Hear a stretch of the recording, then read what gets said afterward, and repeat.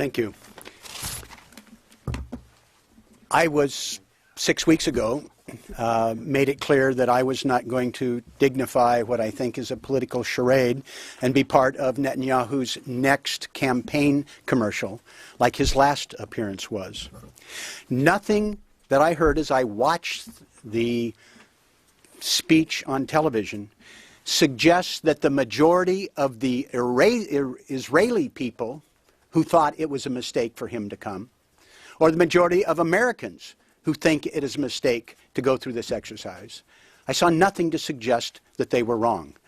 And I think as our friends in the news media do the deeper dive, as suggested by Jan, by Lloyd, I've listened to Netanyahu. I've been in Congress 19 years, back to when he first came. I've listened to his alarmist predictions. I listened to him cheerlead for the United States' greatest single blunder in our history, the Iraq War, that cost trillions of dollars and hundreds of thousands of lives, and the extent to which he's accurate that somehow Iran controls now 4 countries. And I think there's some question about that. But the extent to which they have outsized influence, it's a direct result to that disaster and his flawed judgment. He suggests that there is no alternative. Listen carefully to that speech and go back and listen to it. He gave no alternative path forward, just having a series of demands.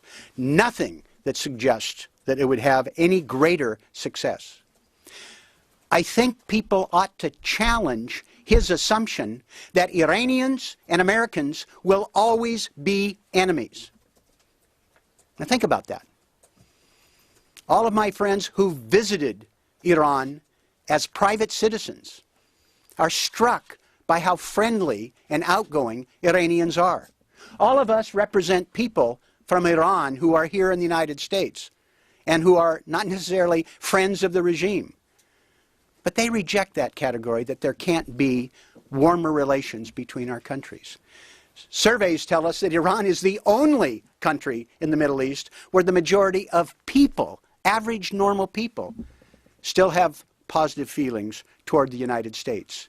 And we have a rich history of cooperation with the Iranian people dating back well over a century. But I was struck that the Prime Minister took all this time to come all this way, all the pomp and circumstance. I listened very carefully. There was not one word from the Prime Minister about how he would deal with his failure to move his country forward with a peace process with the Palestinians. Some of us were in Israel recently. The majority of Israelis favor a negotiated settlement and moving things forward.